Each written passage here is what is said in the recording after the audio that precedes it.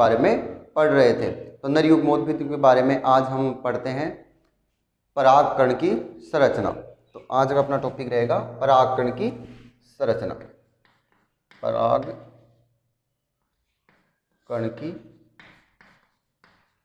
संरचना। इससे पहले जो लेक्चर थे उनमें मैंने बताया था कि परागकणों का निर्माण कैसे होता है। कहाँ पर होता है परागकणों का निर्माण? लघु बीजाणु धानी में होता है। तो लघु बीजाणु धानी के अंदर ये परागकण या लघु बीजाणुओं का निर्माण होता है। तो ये निर्माण हो गया था जो माइक्रोस्पोरोफिल जो सेल्स थी, मतलब लघु बीजाणु मात्र कोशिका थी, उससे अर्धसूत्री विभाजन द्वारा 4 लघु बीजाणुओं का निर्माण हुआ था और वो प्रत्येक अलग होकर कोलेजन परत से अलग होने के बाद में एक एक परागकण का निर्माण कर रहे थे। अब बात करते हैं कि परागकण की संरचना कैसे होती है। विस्फोटन के बारे में, स्फुटन के बारे में हमने पिछले लेक्चर में पढ़ लिया था। तो अब देखो कि परागकण होता कैसा है। परागकण के बारे में बताया था कि परागकण में 2 कोशिकाएं होंगी, एक तो बड़ी कोशिका होती है और एक लेंस के आकार की कोशिका होती है।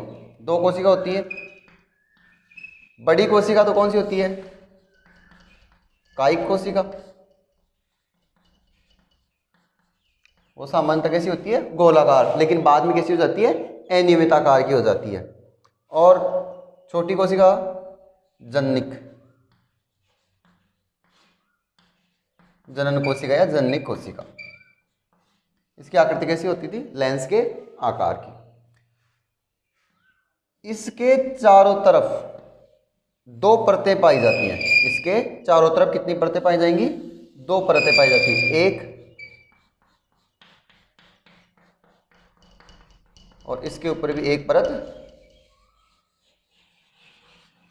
पाई जाती है। ये तो होती है बाह्य चोल। बाहर की ओर जो परत होती है वो कैसे होती है? बाह्य चोल। और ये अंदर की ओर होता है वो अंतः चोल। ठीक है, इसको एक्साइन बोलते हैं, इसको इंटाइन बोलते हैं। इसको क्या बोलते हैं? एक्साइन, और इसको इंटाइन। एक्साइन और इंटाइन, इसकी 2 परतें पाई जाती हैं। सबसे पहले बात करें बाह्य चोल के बारे में या एक्साइन के बारे में। एक्साइन क्या होती है? मोटी परत होती है। एक्साइन कैसे होती है?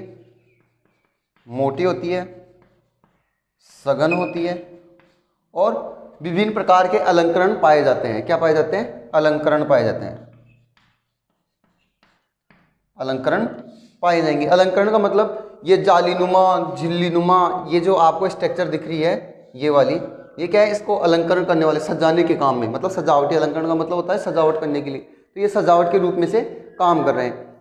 ठीक है, फिर बात करें हम, लेकिन और ध्यान रखो यहाँ पर एक जो एक्साइन होता है, एक्साइन में एक पदार्थ पाया जाता है स्पोरोपोलिनिन। क्या पाया जाता है? स्पोरोपोलिनिन। स्पोरोपोलिनिन एक पदार्थ पाया जाता है।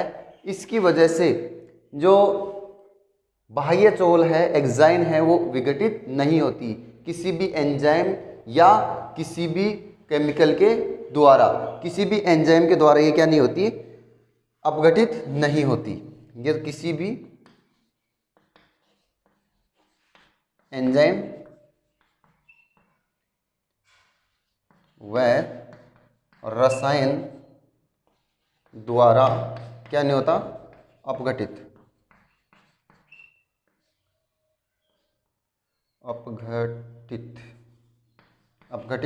नहीं होता। इसलिए जो परागकण है वो कई हजारों सालों तक सुरक्षित मिल सकते हैं आपको। ये फॉसिल्स के रूप में भी मिलते हैं। किसके रूप में? जीवाश्म के रूप में भी मिलते हैं। क्यों मिलते हैं? क्योंकि ये इस जो बाह्य चोल होता है, बाह्य जो परत होती है, इसकी बाह्य चोल एक्साइन होता है, उसमें स्पोरोपोलिनिन एक पदार्थ पाया जाता है जिसकी वजह से क्या होता है कि ये किसी भी एंजाइम या रसायन द्वारा क्या नहीं होता? अपघटित। इसलिए कई सालों तक ये सुरक्षित रखा जा सकता है। ये फॉसिल्स के रूप में भी मिलते हैं। ठीक है, दूसरी ओर बात करें अंतःचोल यानी इंटाइन की, ये किसकी बनी होती है? सेलुलोज और पैक्टीन की बनी होती है। ये सेलुलोज प्लस पेक्टिन की बनी होती है। ये तो बाह्य चोल होता है, बाह्य परत होती है। बाह्य चोल क्या होता है? बाह्य परत, बाहरी परत, बाहरी परत होती है। और इंटाइन जो होती है वो कौन सी होती है? आंतरिक परत, आंतरिक परत होती है। ठीक है, ये सेलुलोज और पेक्टिन की बनी होती है। ये कैसी होती है? ये अगर मोटी और सघन है तो ये पतली होती है, पतली और कोमल होती है। कैसी होती है? पतली और कोमल होती है, पतली और कोमल पाई जाती है। ठीक है, तो ये तो होगी किसकी? परागकण की संरचना। परागकण की संरचना में क्या बताओगे? तो यहाँ पर जो लघु बीजाणु परागकण तो बन ही गया था, उसमें एक बड़ी कोशिका तो क्या कायिक कोशिका थी और दूसरी जननिक कोशिका थी। इसके चारों तरफ दो परतें हैं। अंदर की ओर जो परत पाई जा रही है, जो आपको ये दिख रही है, जो ये दिख रही है आपको, ये कौन सी है? अंतःचोल या इंटाइन होती है। इंटाइन सेलुलोज और पेक्टिन की बनी होती है और पतली और कोमल होती है। बाहर की ओर जो आपको ये परत दिख रही है, बाहर की ओर ये परत दिख रही है, उसको हम कह रहे हैं बाह्य चोल या एक्साइन कहते हैं। एक्साइन बाहर की ओर की परत होती है, सघन होती है, मोटी होती है और विभिन्न प्रकार के अलंकरण से होती है, यानी झिल्ली नुमा वगैरह से ये विभिन्न प्रकार के होती है। अब बात करें, एक बात ये जरूर ध्यान रखेंगे इसमें, स्पोरोपोलिनिन, स्पोरोपोलिनिन ये पदार्थ होता है जो किसी भी एंजाइम और रसायन द्वारा अपघटित नहीं होता है। किसमें पाया जाता है? बाह्य चोल में। इसकी वजह से जो एंजाइम होते हैं, ये सॉरी परागकण होते हैं, वो कई हजारों साल तक सुरक्षित मिल सकते हैं, आप फॉसिल्स के रूप में भी मिलते हैं।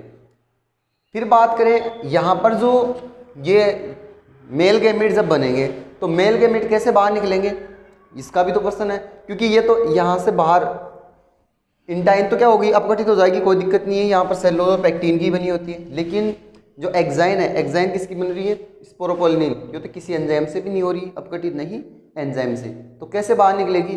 तो इनको बाहर निकालने के लिए, तो यहाँ से जनन कोशिका से जो मेल गैमेट बनते हैं, नर युग्मक जो बनेंगे, उनको बाहर निकालने के लिए इसमें क्या पाए जाते हैं? जनन छिद्र पाए जाते हैं। क्या पाए जाते हैं? जनन छिद्र पाए जाते हैं। क्या पाए जाते हैं? जनन छिद्र। क्योंकि प्रकृति में ऐसा हो ही नहीं सकता कि मेल गैमेट बाहर नहीं निकले, तो बाहर निकलेंगे तभी तो क्या होगा? निषेचन की प्रक्रिया होगी। तो निषेचन की प्रक्रिया होने के लिए यहाँ पर क्या पाए जाते हैं? इस एक्साइन में ही क्या पाए जा रहे हैं? जनन छिद्र पाए जा रहे हैं। इन जनन छिद्रों की संख्या या तो 1 होती है या 3। ये क्या होती है? जनन छिद्रों की संख्या होती है। इसके द्वारा क्या होता है कि ये जो नर युग्मक बनते हैं जनन कोशिका द्वारा या जननिक कोशिका द्वारा, वो बाहर निकलते हैं। एक बात और ध्यान रखें, इस परागकण के ऊपर एक परत पाई जाती है, परागकण पे एक परत पाई जाती है, उसका नाम है परागकण कीट। परागकण कीट ये पाई जाती है परत, परागकण कीट परत पाई जाती है। क्या पाई जाती है? परत पाई जाती है। वैसे तो इसका कार्य कोई निश्चित नहीं है, लेकिन कुछ वैज्ञानिक ये मानते हैं कि ये क्या करती है? कीटों को एक तो आकर्षित करती है, एक चिपचिपा पदार्थ स्रावित करती है, जिससे क्या होगी कि जो कीट इन पे आके बैठेंगी फ्लावर के ऊपर, तो वो क्या करेंगे? उनसे शरीर से जो परागकण वो चिपक जाएंगे और दूसरे पुष्प या पुष्प की वर्तिका तक पहुंचेंगे, परागकण की प्रक्रिया संपन्न होगी। ठीक है। और एक है कि ये अल्ट्रावायलेट जो रे होती है, पराबैंगनी किरणें होती हैं, उनसे भी सुरक्षा करती है। कार्य क्या हो जाएगा इसका? एक तो कीटों को आकर्षित करना, कीटों को आकर्षित करना। दूसरा क्या हो जाएगा? चिपचिपा पदार्थ स्रावित करना, जिससे कीटों के शरीर से क्या हो जाते हैं? चिपक जाते हैं। चिपचिपा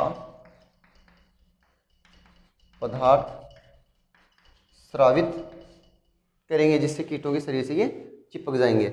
और क्या हो जाएगा? यूवी किरणों से सुरक्षा भी करती है। यूवी जो किरणें होती हैं, उनसे भी ये क्या करती है? सुरक्षा करती है।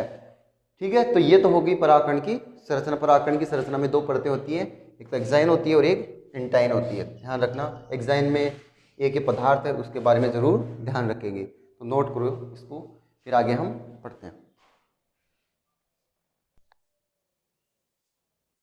परागकण की संरचना के बाद में हम पढ़ते हैं जो नर युग्मोद्भिद का निर्माण हुआ, नर युग्मक का नर युग्मक का परिवर्धन और नर युग्मोद्भिद का परिवर्तन और नर युग्मक का निर्माण। यहाँ पर ये जो पोलन कीट, परागकण कीट दिख रहा है, वहां पर अपन लिख सकते हैं पोलन कीट भी, परत का नाम लिख सकते हैं, पोलन कीट भी हम लिख सकते हैं। इसके बाद में हम देखते हैं नर युग्मोद्भिद का परिवर्तन व नर युग्मक का निर्माण। वापस से बना लेंगे डायग्राम।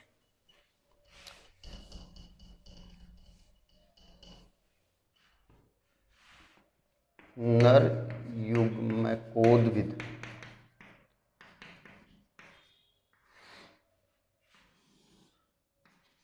का परिवर्तन व नर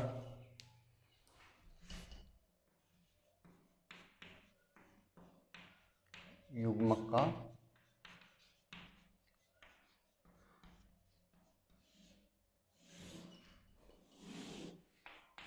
निर्माण। तो नर युग्मोद्भिद की जो पहली कोशिका थी, मैंने बताया था, वो क्या होता है, लघु बीजाणु होता है। क्या होता है, लघु बीजाणु होता है। लघु बीजाणु जब ये चतुष्क होते हैं, जब अर्धसूत्री विभाजन, लघु बीजाणु मात्र कोशिका होती है, उसमें अर्धसूत्री विभाजन के बाद में जो लघु बीजाणु चतुष्क का निर्माण होता है, उन चतुष्क से अलग होने के बाद में ये अपने साइज में क्या करते हैं, जल्दी वृद्धि करते हैं। वृद्धि करने के बाद में मैंने बताया, तो ये क्या करेंगे, समसूत्री विभाजन करेंगे, और समसूत्री विभाजन करेंगे तो दो केंद्र का निर्माण करेंगे, क्योंकि सबसे पहले केंद्रक विभाजन होता है। कोशिका का जब विभाजन होता है तो सबसे पहले केंद्रक विभाजन होता है। तो एक तो लेंस के आकार की कोशिका बनाता है और एक बड़ी कोशिकाएं बनती है। लेंस के आकार की जो कोशिका होती है वो जनन कोशिका या जननिक कोशिका होती है, जनन कोशिका। और जो बड़ी होती है, जो साइज में बड़ी होती है, वो होती है कायिक, वेजिटेटिव सेल, कायिक कोशिका होती है। जो जनन कोशिका होती है, मैंने बताया था कि कैसे होती है, लेंस के आकार की होती है, लेंस के आकार की। जब इसका केंद्रक विभाजन होता है तो सबसे पहले क्या हो जाती है, भित्ति की तरफ होती है। जैसे ही इसमें चारों तरफ भित्ति बन जाती है तो ये बीच में थोड़े भित्ति से दूर चली जाती है। यहाँ पर मैंने बताया था, ये भी बता दिया था मैंने, कि जो ये जनन कोशिका होती है, छोटी कोशिका होती है, साइज में छोटी होती है। साइज में कैसी होती है, छोटी। और ये साइज में कैसी होगी, बड़ी। आकार में कैसी होगी, बड़ी। तो ये कायी कोशिका के कोशिका द्रव्य में क्या होती है, ये जनन कोशिका तैरती रहती है। यहाँ पर जो जनन कोशिका होती है, इसका कोशिका द्रव्य क्या होता है, कम होता है, और आरएनए की मात्रा भी कम होती है। किसकी अपेक्षा, दोनों की अगर कंपैरिजन करें, कायी कोशिका और जनन कोशिका का कंपैरिजन अगर करते हैं, तुलना करते हैं, तो इसमें क्या होती है, आरएनए की मात्रा भी कम होती है। आरएनए व कोशिका द्रव्य क्या होगा, कम, क्योंकि इसमें साइज क्या है, छोटी है। कोशिका द्रव्य क्या होता है, कम होता है। और यहाँ पर आरएनए, प्रोटीन और कोशिका द्रव्य क्या होगा, बड़ा, ज़्यादा होगा। आरएनए, प्रोटीन,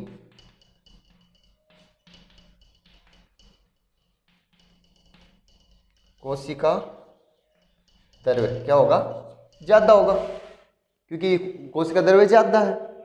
ठीक है। प्रारंभ में जो कायिक कोशिका है वो कैसी होती है, गोलाकार होती है, और बाद में कैसी बन जाती है, अनियमित आकार की बन जाती है। इसके चारों तरफ क्या पाई जाती है, परतें भी पाई जाती है, बता दी मैंने।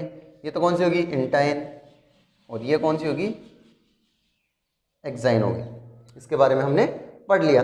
एक्साइन में क्या पाए जाते हैं, जनन फ्योर पाए जाते हैं, जनन छिद्र पाए जाते हैं। वहां से क्या निकलती है, परागनलिका निकलती है। यह भी मैंने बता दिया कि कायिक कोशिका होती है वो किसका निर्माण करती है, परागनलिका का निर्माण करती है।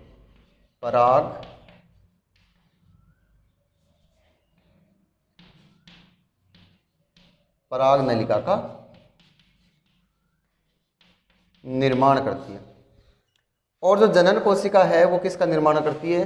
दो नर युग्मकों का निर्माण करती है, दो नर युग्मकों का निर्माण करती है। नर युग्मकों का निर्माण किससे होता है? जनन कोशिका के द्वारा होता है। और कैसे होता है? समसूत्री विभाजन द्वारा। समसूत्री जब विभाजन होगा किसमें? जनन कोशिका के अंदर, तो क्या होगा? दो नर युग्मक का निर्माण हो जाएगा। जब ये लघु बीजाणुधानी से विस्फोट होते हैं, जब ये वर्तिकाग्र पर पहुंचते हैं, तो उस समय क्या होता है? ये द्विकोशिकीय होता है। लगभग 60%, यहां पर ये ध्यान रखना,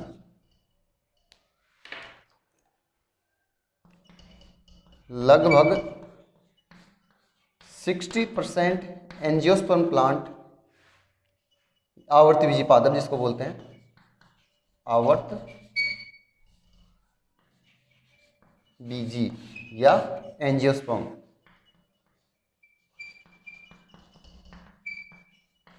प्लांट में जब ये लघु बीजाणु या परागण होता है, कैसा होता है? द्विकोशिकीय अवस्था में ही कहाँ तक पहुँचता है? वर्तिकाग्र तक पहुँचता है। द्विकोशिकीय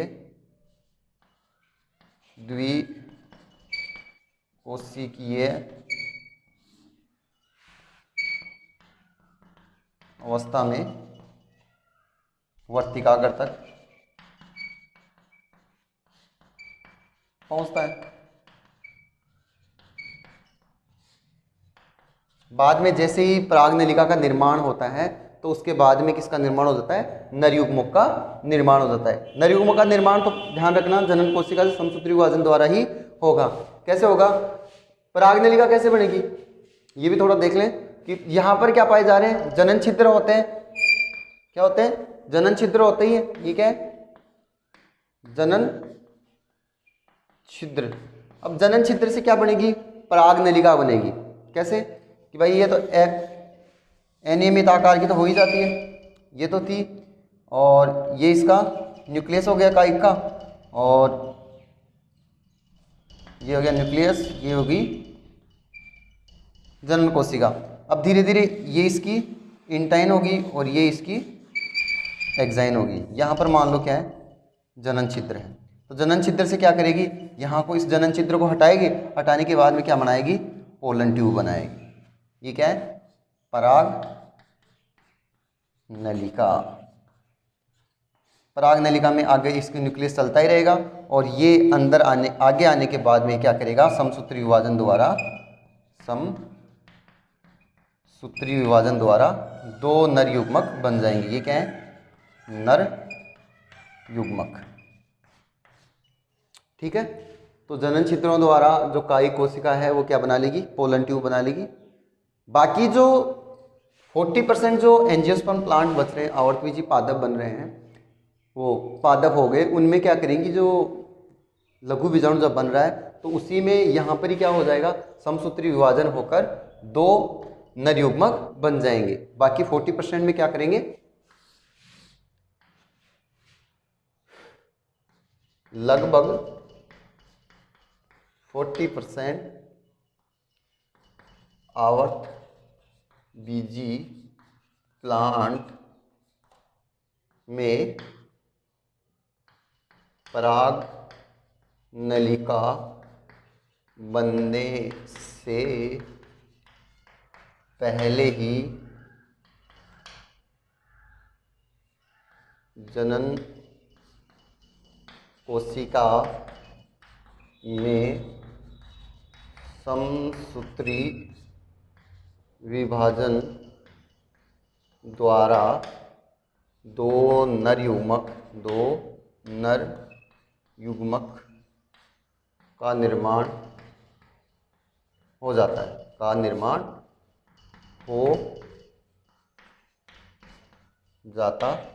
है, ये बात भी ध्यान रखेंगे। तो यहाँ पर क्या बन गया? नर युग्मकों का परिवर्धन तो हो ही गया।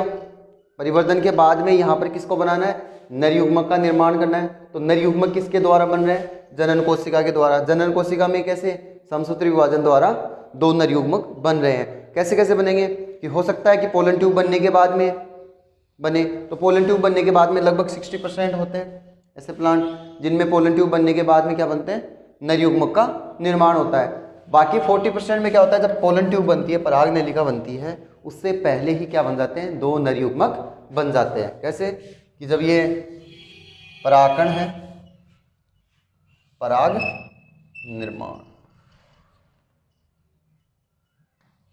और इसी के अंदर ये क्या होगी, कायिक कोशिका, और कायिक कोशिका के अंदर ही क्या बन जाएंगे, ये 2 नर युग्मक बन जाएंगे। ये क्या हो जाएंगे, नर युग्मक। और ये क्या है, कायिक कोशिका। दिख रहा होगा, छोटा लिख रहा हूं मैं, लेकिन ये बड़ी वाली कोशिका क्या होगी, कायिक कोशिका। और जो 2 आपको ये केंद्रक से दिख रहे हैं, ये नर युग्मक है, मेल गैमेट का निर्माण हो रहा है। ठीक है, एक बार वापस से रिपीट कर देता हूँ। नर युग्मोद्भिद की पहली कोशिका कौन सी होती है, बीजाणु, लघु बीजाणु होता है, परागकण होता है। परागकण में क्या होता है कि लघु बीजाणु समसूत्री विभाजन करेगा, 2 कोशिकाओं का निर्माण करता है। एक बड़ी कोशिका कायिक होती है, और जो साइज में छोटी होती है वो जनन कोशिका होती है। कायिक कोशिका में आरएनए, प्रोटीन, कोशिका द्रव्य की मात्रा ज़्यादा होगी, और ये क्या करेगी, पोलन ट्यूब का निर्माण करेगी। ठीक है, यह शुरुआत में तो कैसी होती है, गोलाकार, बाद में कैसे बन जाती है, अनियमित आकार की बन जाती है। जनन कोशिका होती है वो लेंस के आकार की होती है। आरएनए कोशिका द्रव्य की मात्रा कम होती है क्योंकि इसका साइज भी कम होता है। और ये जनन कोशिका होती है समसूत्री विभाजन द्वारा क्या करती है, 2 नर युग्मक का निर्माण करती है। फिर बात करें कि नर युग्मक का निर्माण हो गया, नर युग्मक के बाद में पोलन ट्यूब बनेगी। तो पोलन ट्यूब जब पराग नलिका बनती है तो किसके द्वारा बनेगी, कि यहाँ पर एक्साइन में, बाह्य चोल में क्या पाया जाता है, जनन छिद्र पाए जाते हैं। तो वहाँ से क्या निकलेगी, पराग नलिका बाहर निकलेगी। लगभग 60% जो आवर्त बीजी होते हैं उनमें पोलन ट्यूब बनने के बाद में ही द्विकोशिका अवस्था में क्या होती है, वर्तिका,